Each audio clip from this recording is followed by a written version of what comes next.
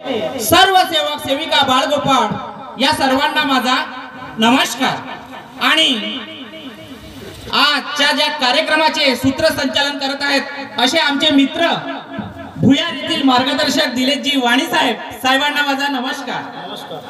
तर पहा सेवक बांधवांनो आणि भगिनींनो, आज या सेवक संमेलनाच्या माध्यमातून आपण या ठिकाणी एकत्र जमलो। म्हणून पहा,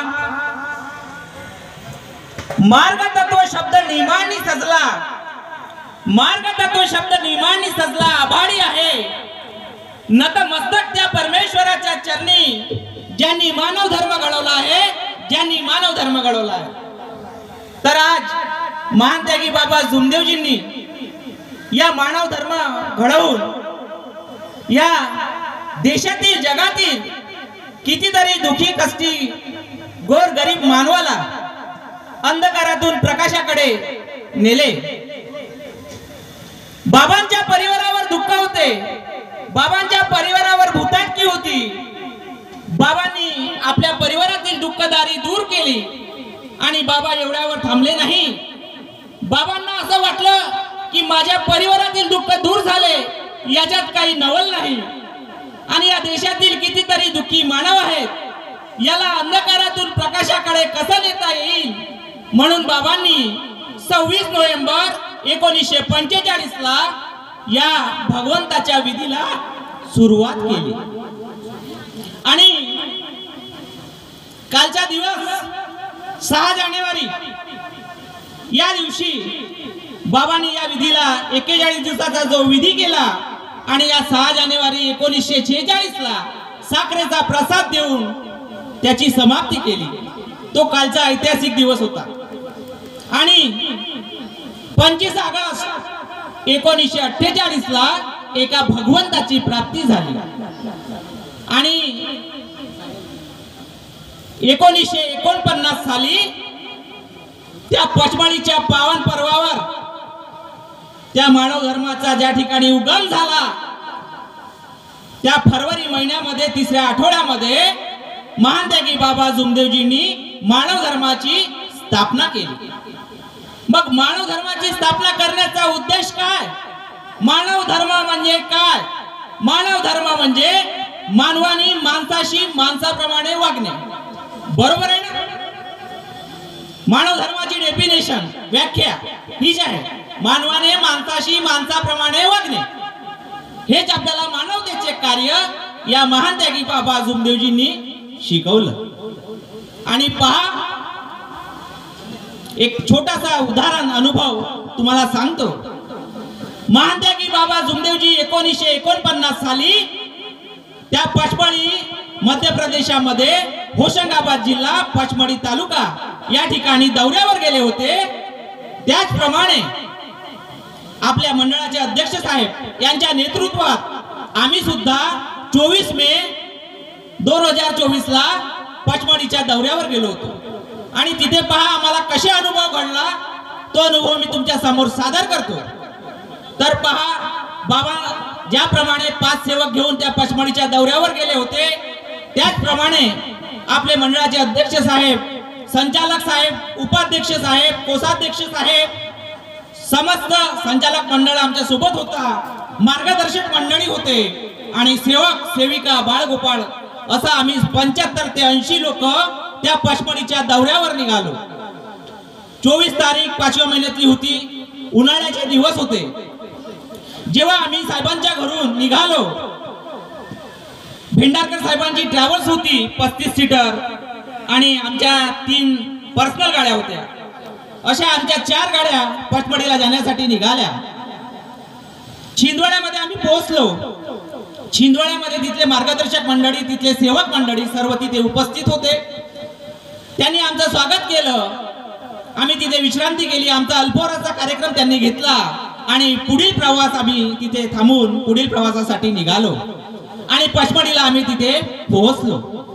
पचमढीला पोहोचल्यानंतर तिथे आमची राहण्याची एक व्यवस्था होती, कटारिया भवन म्हणून, त्या ठिकाणी एक हॉल केलेला होता आणि त्या ठिकाणी आम्ही संपूर्ण जण तिथे थांबलो। सर्वांनी त्या दिवशी टिफिन डबे पकडलेले होते. आम्ही सर्वांनी मिळून एकत्र भोजन केला आणि विश्रांती केली. दुसऱ्या दिवशी त्या पचमढीला जे प्रेक्षणीय स्थळ आहेत ते पाहण्यासाठी आम्ही त्या ठिकाणी गेलो. तिथले दिवसभर प्रेक्षणीय स्थळ पाहिले आणि कुणाला कुठल्या प्रकारचा थकवा नाही, त्रास नाही आणि सर्व ठणठणीत होते. आणि प्रेक्षणीय स्थळ पाहिल्यानंतर सायंकाळी आमचा त्या ठिकाणी मुक्काम झाला आणि दुसरा दिवस हा शनिवार होता. आणि आम्ही सकाळी उठलो आणि ठरल्याप्रमाणे जो आमचे स्पॉट होते ते स्पॉट बघण्यासाठी आम्ही जाणार होतो. पण शनिवार दिवस असल्यामुळे सगळ्यांच्या मनामध्ये एक आनंदी वातावरण होतं की शनिवार भगवंताचा दिवस आहे. आज या ठिकाणी सुद्धा आपल्या भगवंताची चर्चा बैठक झाली पाहिजे असे आपसात आमच्या चर्चा सुरू होत्या. पण कोणी साहेबापर्यंत जाण्याची हिंमत करत नव्हता. आम्ही आपसात सेवक लोक, मार्गदर्शक मंडळी आपसात चर्चा करत होतो की आज शनिवार आहे, इथे भगवंताची चर्चा बैठक व्हायला पाहिजे. भगवान के घर देर है अंधेर नाही या म्हणीप्रमाणे भगवंताला ते सुद्धा मान्य होतं. म्हणून पहा, आम्ही प्रेक्षणीय स्थळ आल्यानंतर सायंकाळी 5-6च्या सुमारास कुणीतरी मार्गदर्शकांनी साहेबांना विचारलं.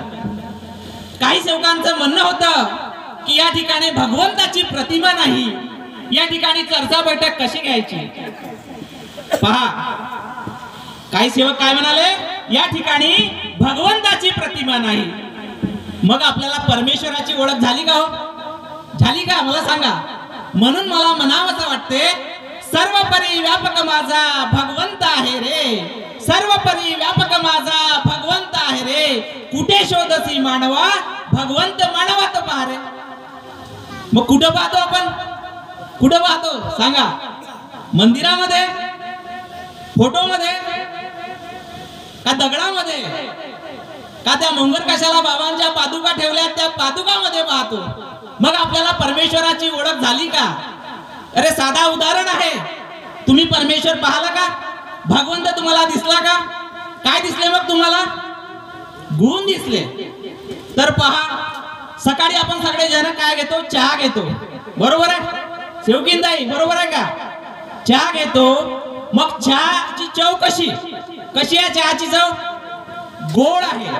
मग चहा घेत असताना तुम्हाला चहामध्ये साखर दिसली का?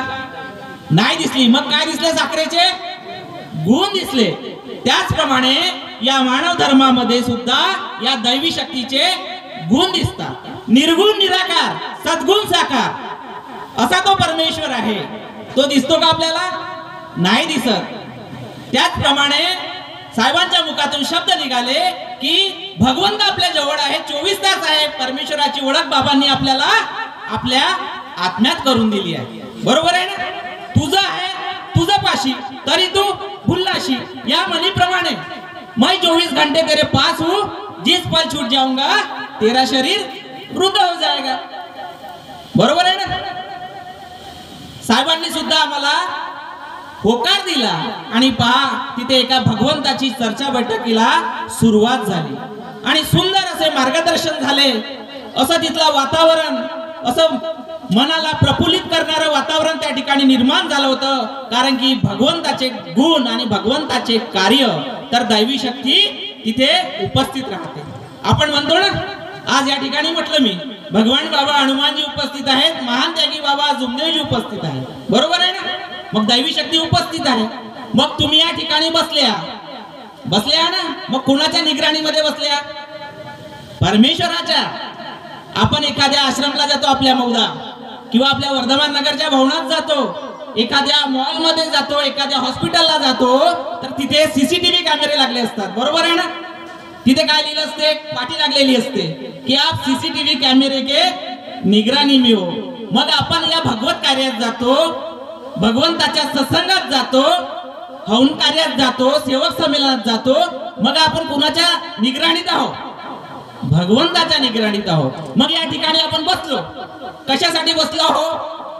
काय उद्देश आहे आपला या भगवत कार्यात बसण्याचा? उद्देश काय? कर्म आणि कर्तृत्व, की माझ्या जीवनाला कुठेतरी परमेश्वराच्या चरणी काहीतरी मला या परमेश्वरा कार्यापासून मला काहीतरी माझ्या जीवनात मिळालं पाहिजे, माझ्या जीवनाचा उद्धार झाला पाहिजे, बरोबर आहे ना? यासाठी जातो ना आपण भगवत कार्यामध्ये. त्याच चर्चा बैठकीच्या माध्यमातून आम्हाला तिथे भगवंत कार्य लाभलं आणि भगवत कार्य मिळालं. आणि पहा, आम्ही सर्वांनी तिथे भोजन घेतला आणि दुसऱ्या दिवशी जो आमचा ठरलेला स्पॉट होता तो चौरागड, ज्या ठिकाणी भगवान बाबा जुमदेवजींनी एका परमेश्वराची तिथे जो उगम झाला आपल्या मानव धर्माचा, तिथे एक कापराची ज्योत लावून त्या ठिकाणी या मानव धर्माचा उगम केला, तो चौरागड. त्या चौरागडला जाण्यासाठी आम्ही दुसऱ्या दिवशी नियोजन केलं. आणि पहा, मी बोलताना आधी बोललो होतो की त्या साहेबांची, भिंडारकर साहेबांची ट्रॅव्हल्स होती आणि बऱ्याच लोकांना माहित असेल की चौरागडाला जाण्यासाठी इवरामध्ये जावं लागते, बरोबर आहे ना? तर इवरामध्ये ट्रॅव्हल्स साहेबांची काही जाऊ शकत नव्हती, कारण की तुम्हाला माहित आहे वेडा वाकडा वळण आहे, आडीमोडीचा रस्ता आहे आणि घाटी रोड आहे, म्हणून ट्रॅव्हल्स काही जाऊ शकत नव्हती. आता आमच्या मौदा परिसरातून एक ट्रॅव्हल्स आमची एक स्कॉर्पिओ होती मौदा परिसरातून, आणि रामटेक अरोली परिसरातून एक स्कॉर्पिओ होती, आणि साकोली सौंदळ परिसरातून एक स्कॉर्पिओ होती. अशा 3 गाड्या आमच्या साहेबांच्या ट्रॅव्हल्स सोबत होत्या. आता ट्रॅव्हल्स काही त्या घाटीमध्ये जाऊ शकत नाही, म्हणून असं आधी म्हणणं होतं का तिथे ज्या जिप्स्या मिळतात त्या जिप्स्या करायच्या. पण तिथे कसं युनियन आहे जिप्सीवाल्यांची, तर त्यांचं एक टायमिंग असते ठराविक, त्या टायमिंगला त्या येतात. आणि मी बोलताना बोललो, उन्हाळ्याची वेळ होती, मे महिना म्हणजे ऊन राहते, तर सगळ्यांचं काय म्हणणं होतं की आपण सकाळी जर चौरागडाला गेलो तर कुणाला काही त्रास होणार नाही, म्हणून आपण सकाळी 8 वाजे निघायचं असं नियोजन ठरलं. पण 8 वाजे जिप्स्या येणार नव्हत्या, म्हणून साहेबांचं म्हणणं पडलं, मंडळांचे जे संचालक आहेत त्यांचं म्हणणं पडलं की ह्या 3 आपल्या स्कॉर्पिओ आहेत, एक चक्कर पहिले सुरुवातीला इवरामध्ये सोडून येतील आणि आम्ही जे ट्रॅव्हल्सचे लोक आहोत 30 लोक ते पुन्हा डबल ट्रिप मारतील इवरामध्ये, असं आम्ही आखणी केली. तर पहा, आमच्या ड्रायव्हर, आमच्या मौदा परिसरातल्या गाडीचा ड्रायव्हर तयार झाला, पण जी रामटेक परिसरातली स्कॉर्पिओ होती, जो ड्रायव्हर होता तो सुद्धा आपला सेवक होता आणि त्यांच्यासोबत त्यांचे मार्गदर्शक सुद्धा त्यांच्याच गाडीत होते. पण तो काय म्हणतो ड्रायव्हर, पहा शब्दाकडे लक्ष द्या, शब्द येई भगवान, शब्द येई सैतान. पहा, त्याच्या मुखातून शब्द निघाले. तो काय म्हणतो, घाटीचा रोड आहे म्हणते, मी डबल चक्कर मारणार नाही आणि मारीन तरी मला पैसे लागतील. पहा, त्याला हे समजलं नाही की परमपूज्य परमात्मा एक सेवक मंडळ नागपुराची गरिमा काय आहे आणि मंडळ म्हणजे काय आणि हा दौरा म्हणजे काय, हा त्याला समजू शकला नाही तो सेवक. पहा किती ताकद आहे, बघा काय घडते, अनुभव भगवंत काय घडवते. त्याने पैशाची गोष्ट केली, सर्वांनी होकार दिला, कारण की कसं वेळेला महत्व आहे ना, वेळ झाली तर ऊन होईल. शब्दाला होकार दिला आणि सर्वाला 3 गाड्या रिपीट डबल आल्या आणि त्यांनी आम्हाला इवरामध्ये सोडून दिलं आणि आम्ही चौरागड चढायला सुरुवात केली.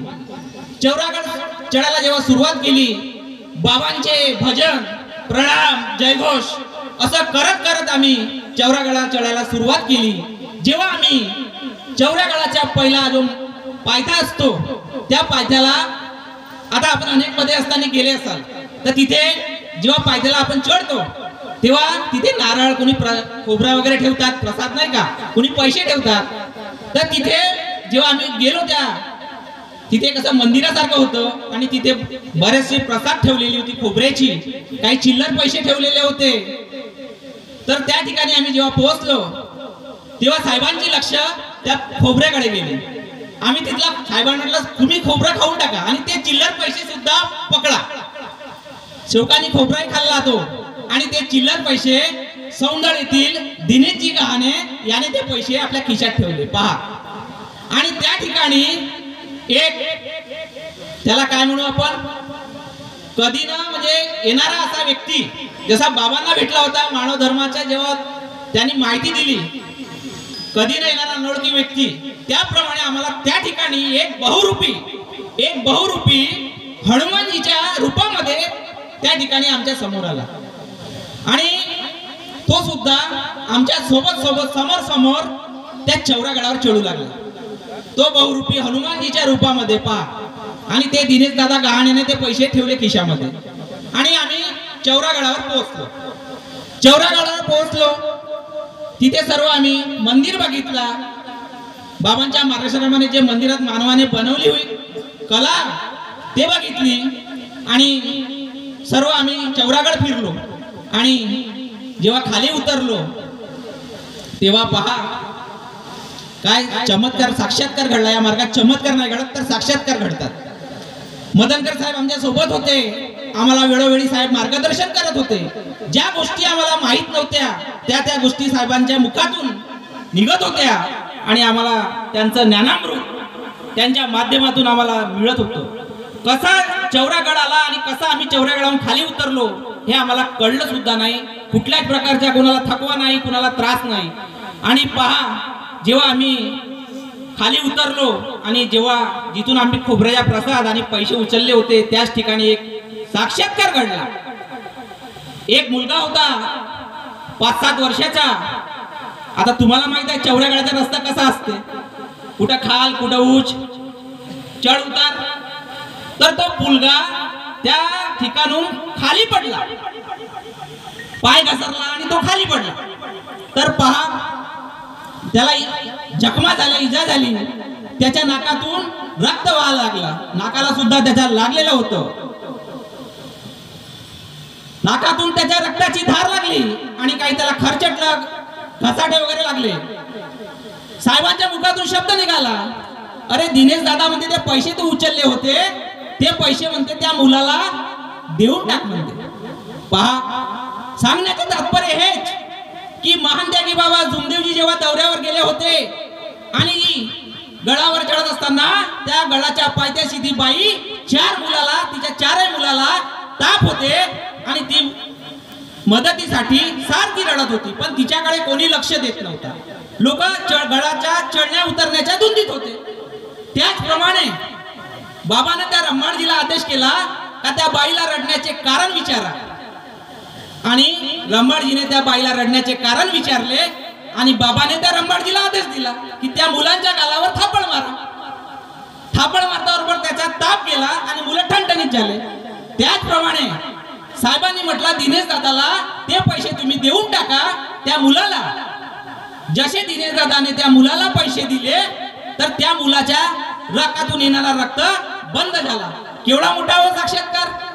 मग शब्द ये भगवान, शब्द ये सैतान. पहा असे साक्षात्कार आम्हाला त्या ठिकाणी घडला साहेबांच्या नेतृत्वाने. आपण म्हणतो की मंडळ म्हणजे काय, अरे मंडळाची गरिमा काय हे आपण समजत नाही. बरोबर आहे ना. आज मंडळाचे अध्यक्ष काय आहेत हे आपण समजू शकत नाही. बरोबर आहे ना. हे आम्ही शिकलो, ही मानवता हे आम्ही त्या दौऱ्यावर शिकलो. आणि पहा वेळ कमी आहे. ड्रायव्हर जो म्हटलं मी तुम्हाला, त्याला अहंकार आला, मोह सुटला, लालच तयार झाली. पहा त्याचा अनुभव. आम्ही गडावर आलो, गडावरून खाली आलो आणि तिथे आमचा नाश्त्याचा प्रोग्राम होता.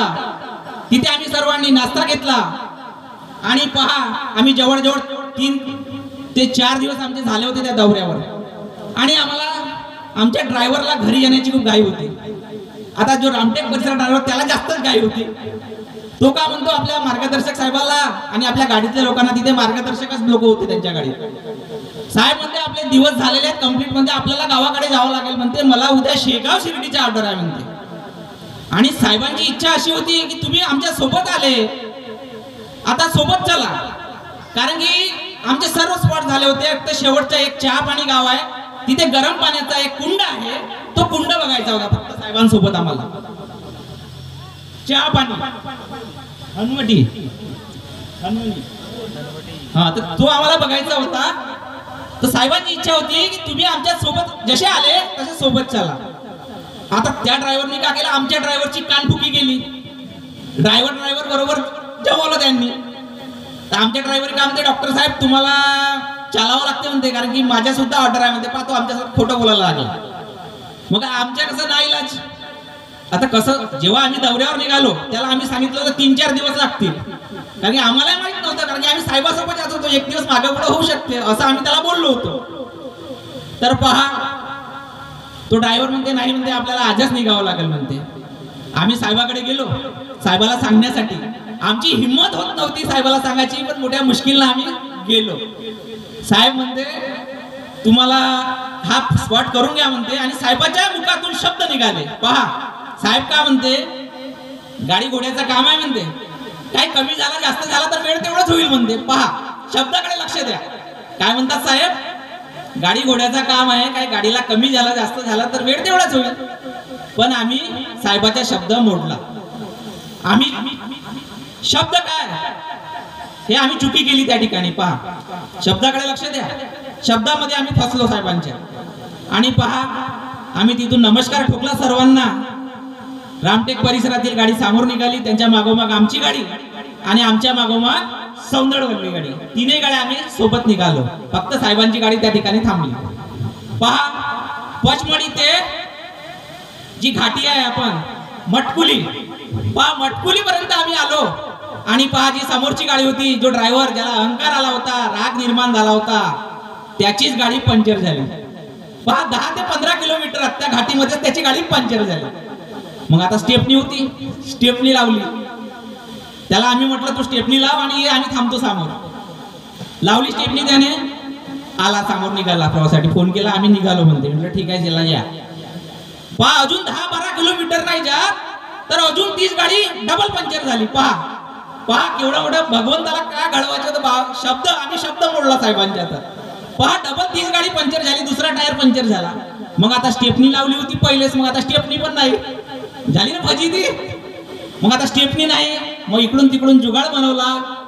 तो टायर घेऊन एका समोर 5-10 किलोमीटर जावं लागलं, ते बनवून आणायला लागलं. म्हणजे अर्धा तास त्या ठिकाणी गेला. पहिले अर्धा तास गेला, मग अर्धा तास गेला, झाला 1 तास, 1-1.5 तास आमचा असाच चालला गेला. मग पहा अजून काय घडवलं परमेश्वरानं. आम्ही स्टेपनी आणली, टायर लावला, अजून पुन्हा पुढील प्रवासासाठी निघालो. तर संसार जेवढा आम्ही आलो आणि पहा परमेश्वरानं अजून काय घडवलं. तीच गाडी रामटेक परिसरातील तीच गाडी तिचे लायनर चिपकले. आता मला सांगा, एखादी ड्रायव्हर असेल त्याला माहित आहे लायनर चिपकल्यावर गाडी जाम चालते, बरोबर आहे ना. जाम चालते गाडी. ती गाडी जाम झाली, टायर चारही जाम झाले लायनर चिपकल्यामुळे, आणि गाडी हीट व्हायला लागली, गरम व्हायला लागली. आणि त्या गाडीमधून ऑइलचा वास इतका यायला लागला आणि तो वास इतका आला तेव्हा त्यांच्या लक्षात आलं. पण पहा ते लायनर चिपकले तरी त्या ड्रायव्हरच्या लक्षात येत नव्हतं, कारण की परमेश्वराला ते घडवायचं होतं. त्याला भुलन पडली, विसर पडला आणि ते लायनर चिपकले तरी त्याने जाम ती गाडी चालवत आणली. त्यामुळे ती गाडी हीट झाली. आणि जेव्हा तो वास सहन झाला नाही तेव्हा एक मार्गदर्शक तिथे ओरडला, म्हणाला काहीतरी गडबड आहे गाडीत, वास तुम्ही त्या गाडी पेट घेईल, तुम्ही थांबा. आणि एक आजनीचे मार्गदर्शक होते बावणीजी, आणि त्यांचाही शब्द होता साहेबांना का मी तुमच्याच साथ सोडणार नाही.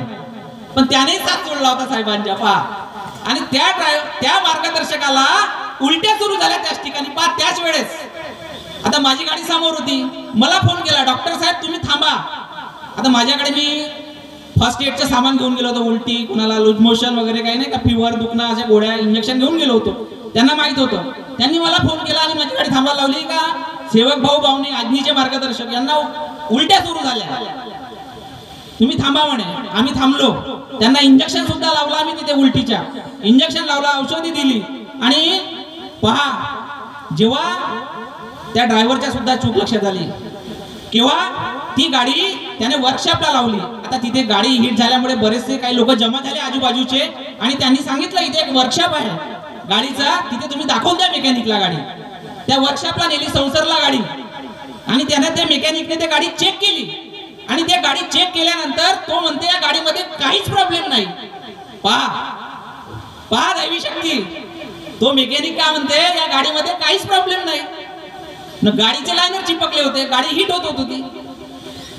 पहा तर तो पाहुणे काय म्हणते आज्ञेवाले मार्गदर्शक साहेब, डॉक्टर साहेब म्हणते आपली काहीतरी चुकी झाली म्हणते. पहा आली लक्षात चूक. केव्हा येते डॉक्टरची आठवण कशी येते, जेव्हा पोट दुखते काही होते तेव्हा डॉक्टरची आठवण येते. तसं या मार्गामध्ये कुठेतरी चुकतो आपण आणि दुखतो, कुठेतरी दुखते तेव्हा आपल्याला आठवण येते का आपण काहीतरी चुकी केली, शब्दाच्या साहेबांच्या अनादर केला. हे आमच्या लक्षात आलं सर्वांच्या. आणि बावणे साहेब म्हणते गाडी समोर जाणार नाही, इथेच थांबेल. आता पहा 3 ते 4 तास होऊन गेले आमचे असेच त्या भानगडीत उत्पन्न होत गेले आणि 4-5 तास असेच होऊन गेले आणि साहेबांची गाडी तोपर्यंत तिथे पोहोचली. साहेबांना फोनही लावला त्यांनी आणि साहेब आले आणि आम्ही आमच्या शब्दाची त्यांनी माफी मागितली. ज्यांनी जे शब्द बोलले त्या ड्रायव्हरनी माफी मागितली, सेवक भाऊ बावणेनी माफी मागितली आणि पहा तीच गाडी परत कुठलाही तिला प्रॉब्लेम न होता ती गाडी परत आली. मग केवढा मोठा हो शब्दामध्ये दाखवत आहे. शब्द येई भगवान, शब्द येई सैतान. म्हणून शब्द बोलताना विचारपूर्वक बोला. आपण म्हणतो मन आहे ती शब्दाला नाही हात पाव, एक शब्द करती धावा आणि एक शब्द करती औषध. बरोबर आहे ना. आणि तुम्ही जर तत्व शब्द नियमात असाल तर भगवंत तुमची ऐकते ना. तुम्ही जसं म्हणाल तसं होते. ती वारकरी संप्रदायामध्ये म्हण आहे, अरे भाव भुकेला हरी करी भक्ताची चाकरी. अरे परमेश्वर तुमची नोकरी करतोय पण केव्हा देई तोच घेई. बाबांचं मार्गदर्शन आहे, देई तोच घेई या म्हणीप्रमाणे तुम्ही जेव्हा त्या परमेश्वराला द्याल तर तो परमेश्वर तुम्हाला देतो. फुकट मिळते का ही भगवत कृपा. आपण म्हणतो सांगतो की आम्हाला हा मार्ग फुकटात मिळाला. मी नाही म्हणत. अरे या ठिकाणी प्रत्येक सेवकाला त्या पहिल्या दिवसाची आठवण करायची आहे की त्या दिवशी मी परमेश्वराला काय दिलं आपण वचन. त्या परमेश्वराशी आपण वचनबद्ध झालो. काय म्हटलं आहे मर्याजी भगवत नाम पर. मग मेलो का मेल्या माझा सांगा. जो माणूस मरते या मार्गावर त्याला तुम्ही काही म्हणा काही बोला त्याला राग येतो का. नाही येत ना. आपल्याला राग येतो. आणि हा एक व्यसन आहे आपल्याला लागलेला राग आणणे. व्यसनामध्ये आहे ना आपल्या. आपण सर्व व्यसन बंद केले पण हा राग आणणे व्यसन बंद केला का. आपल्याला लवकर राग येतो. आपण त्याला कंट्रोल करू शकत नाही. म्हणून देई तोचे घेई. म्हणून जसे कर्म करा तसा फळ मिळते. ती म्हण आहे ना, पेड़ लगाया बबूल का तो आम कहां से खाओगे. म्हणून जसे कर्म करा तसा फळ मिळेल. गीतेमध्ये सुद्धा म्हटलं आहे, गीतेमध्ये कर्मण्यवाधिकारस्य मा फलेषु कदाचन. म्हणून कर्म करा, निस्वार्थ कार्य करा. कुठलाही स्वार्थ ठेवून भगवत कार्यात जा नको. निस्वार्थ कार्य मनामध्ये कुठला स्वार्थ नको ठेवा. आपण एका भगवंताच्या चर्चा बैठकीमध्ये बसतो. अपनी बाबांचं मार्गदर्शन आहे, अपनी आत्मा साफ रखो, बैठक में जाना है तो, क्योंकि आत्मा परमात्मा से कनेक्ट हो जाती है. बरोबर आहे ना. म्हणून माझा वेळ झालाय. बोलतो म्हटलं मंच भरपूर आहे म्हणून जाता येता बाबांविषयी 2 ओळी बोलून जातो. सेवक गिरने से पहले समझ जाए तो अच्छा है. सेवक गिरने से पहले समझ जाए तो अच्छा है. शान जाने से पहले जाग जाए तो अच्छा है. अरे सेवक वही सच्चा है. अरे सेवक वही सच्चा है जिसका ईमान अच्छा है.